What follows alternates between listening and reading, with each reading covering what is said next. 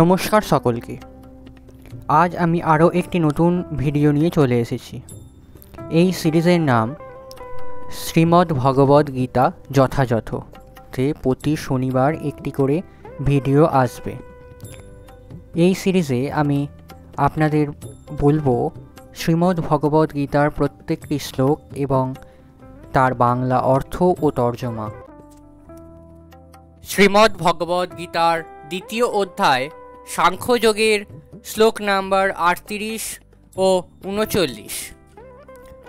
শ্লোক নাম্বার 38। সুখ দুঃখে সমে কৃত্বা লাভ লাভ জয় জয় ততো যুদ্ধায় যুজ্যস্য নৈব্যং পাপমবশ্যসে। অনুবাদ: সুখ দুঃখ, লাভ ক্ষতি ও জয় পরাজয়কে সমান জ্ঞান করে তুমি যুদ্ধের নিমিত্তই যুদ্ধ করো, তাহলে তোমাকে পাপের ভাগী হতে হবে না। তাৎপর্য: ভগবান এখন স্পষ্টভাবে অর্জুনকে বলছেন যে যুদ্ধের নিমিত্তই কেবল যুদ্ধ করতে, কেননা তিনি এই যুদ্ধ চেয়েছিলেন। কৃষ্ণ ভাবনাময় কার্যকলাপের ক্ষেত্রে সুখ বা দুঃখ, লাভ বা ক্ষতি, জয় বা পরাজয়ের বিবেচনা করা হয় না। সবকিছু ভগবান শ্রীকৃষ্ণের জন্যই সম্পাদন করা উচিত। এটি হচ্ছে অপ্রাকৃতিক চেতনা। সুতরাং তার ফলে কর্মের কোনো প্রতিক্রিয়া থাকে না। সৎগুণেই হোক অথবা রজগুণে, যে নিজের ইন্দ্রিয়ের তৃপ্তি সাধন করার জন্য কর্ম করে তাকে প্রতিক্রিয়া স্বরূপ ভালো বা মন্দ ফল ভোগ করতে হয়।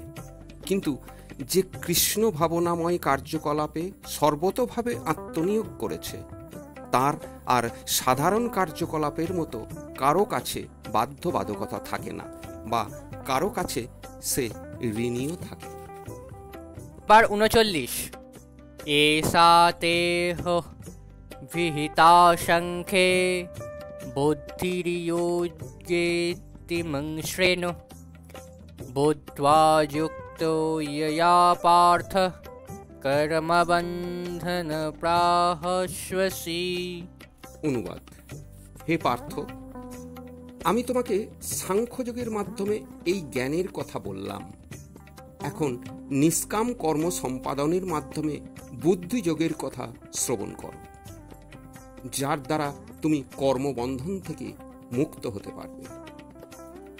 নিরুক্তি বা বৈদিক অভিধান অনুযায়ী সংখ্যা কথাটির অর্থ যা কোনো কিছুর বিশদ বিবরণ দেয়, এবং সাংখ্য বলতে সেই দর্শনকে বোঝায় যা আত্মার স্বরূপ বর্ণনা করে। আর যোগ হচ্ছে ইন্দ্রিয়গুলিকে দমন করার পন্থা। অর্জুনের যুদ্ধ না করার অভিপ্রায়টি ছিল ইন্দ্রিয় সুখ ভোগের ইচ্ছা। তার মুখ্য কর্তব্যের কথা ভুলে গিয়ে অর্জুন যুদ্ধ থেকে বিরত হতে চেয়েছিলেন, কারণ তিনি মনে করেছিলেন আত্মীয় স্বজনদের হত্যা না করে এবং ধৃতরাষ্ট্রের পুত্রাদির জ্ঞাতি ভাতাদের জয় করে রাজ্য সুখ ভোগ করার থেকে অহিংসার পথ অবলম্বন করা অধিকতর সুখদায়ক হতো। উভয় ক্ষেত্রেই মূল উদ্দেশ্যটি ছিল ইন্দ্রিয় সুখ ভোগের ইচ্ছা। তাদের পরাজিত করে রাজ্য সুখ ভোগ করা এবং আত্মীয় স্বজনদের জীবিত দেখে তাদের সান্নিধ্যে সুখ লাভ করা, উভয় ক্ষেত্রেই তার জ্ঞান ও কর্তব্যবোধ বিসর্জন দিয়ে ইন্দ্রিয় তর্পণই মুখ্য উদ্দেশ্য ছিল। শ্রীকৃষ্ণ তাই অর্জুনকে বোঝাতে চেয়েছিলেন, তাঁর পিতামহকে হত্যা করলেও তিনি তাঁর পিতামহের আত্মাকে কখনো বিনাশ করতে পারবেন না। এবং তিনি ব্যাখ্যা করেছিলেন যে প্রতিটি জীব এবং স্বয়ং ভগবান সনাতন ও স্বতন্ত্র। পূর্বেও এদের সকলের স্বতন্ত্র সত্তা ছিল, বর্তমানেও আছে এবং ভবিষ্যতেও থাকবে, কারণ আমরা সকলেই চির শাশ্বত আত্মা। আমরা কেবল বিভিন্নভাবে আমাদের দেহরূপ পোশাকটির পরিবর্তন করি, কিন্তু প্রকৃতপক্ষে দেহের বন্ধন থেকে মুক্ত হবার পরেও আমাদের স্বতন্ত্রতা বর্তমান থাকে। ভগবান শ্রীকৃষ্ণ আত্মা ও দেহের সম্বন্ধে একটি বিশ্লেষণাত্মক স্পষ্ট ব্যাখ্যা প্রদান করেছেন এবং বিভিন্ন দৃষ্টিভঙ্গির পরিপ্রেক্ষিতে আত্মা ও দেহ সম্বন্ধে এই বিস্তৃত জ্ঞানকে নিরুক্তি অভিধান সাংখ্য নামে অভিহিত করা হয়েছে। সকলের অন্তরে পরমাত্মারূপে বিরাজমান ভগবানের সঙ্গে প্রত্যক্ষভাবে যোগাযোগ স্থাপনই হচ্ছে বুদ্ধিযোগ, কিন্তু ভগবত ভক্তি ব্যতীত সেই রকম যোগাযোগ স্থাপন হয় না। তাই যিনি ভগবানের প্রতি অপ্রাকৃতিক প্রেম ভক্তির স্তরে অধিষ্ঠিত, অর্থাৎ যিনি কৃষ্ণ ভাবনাময়, তিনিই ভগবানের বিশেষ কৃপায় এই বুদ্ধিযোগের স্তর লাভ করেন। তাই ভগবান বলেছেন যে যাঁরা প্রীতিপূর্বক সর্বদা ভগবান সেবায় নিয়োজিত, কেবল তাদেরই তিনি প্রেম ভক্তির শুদ্ধ জ্ঞান প্রদান করেন। বুদ্ধিযোগের অর্থ হচ্ছে কৃষ্ণ ভাবনাময় মগ্ন হয়ে পরম আনন্দে ও ভক্তি সহকারে ভগবানের সেবা করা। ভগবানের তৃপ্তি সাধন করার জন্য কেউ যখন কর্ম সম্পাদন করেন, তা যতই কষ্টকর হোক না কেন, বুদ্ধিযোগের মাধ্যমে সাধন করার ফলে তিনি সর্বদা অপ্রাকৃতিক আনন্দে মগ্ন থাকেন।